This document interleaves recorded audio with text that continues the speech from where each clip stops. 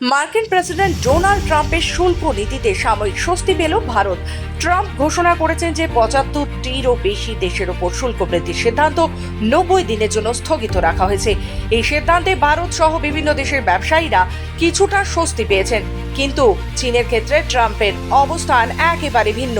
তিনি চীনের ওপর 125% শুল্ক আরোপের সিদ্ধান্ত নিয়েছেন, যা অবিলম্বে কার্যকর হবে।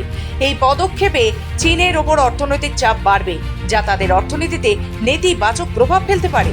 তবে ভারতের জন্য এই পরিস্থিতি কিছুটা জটিল। ট্রাম্প প্রশাসনের শুল্ক নীতির পরিবর্তন ভারতের রপ্তানির বাণিজ্যে প্রভাব ফেলতে পারে। সিটি রিসার্চের সমীক্ষা অনুযায়ী পারস্পরিক শুল্ক আরোপের ফলে ভারতে বার্ষিক লোকসানের পরিমাণ $700 কোটি পর্যন্ত হতে পারে। বিশেষ করে গাড়ি নির্মাণ, কৃষি ও খাদ্যশস্য রপ্তানিতে ক্ষতি হতে পারে। ট্রাম্পের শুল্ক নীতির ফলে বিশ্ব বাণিজ্য অস্থিরতা দেখা দিতে পারে। বিশ্লেষকেরা জানাচ্ছেন, এই শুল্ক যুদ্ধ দীর্ঘমেয়াদে বিশ্ব অর্থনীতিতে নেতিবাচক প্রভাব ফেলবে। চীনের সঙ্গে বাণিজ্য যুদ্ধের ফলে সরবরাহ শৃঙ্খলে ব্যাঘাত ঘটতে পারে, যা বিভিন্ন দেশের অর্থনীতিতে প্রভাব ফেলবে।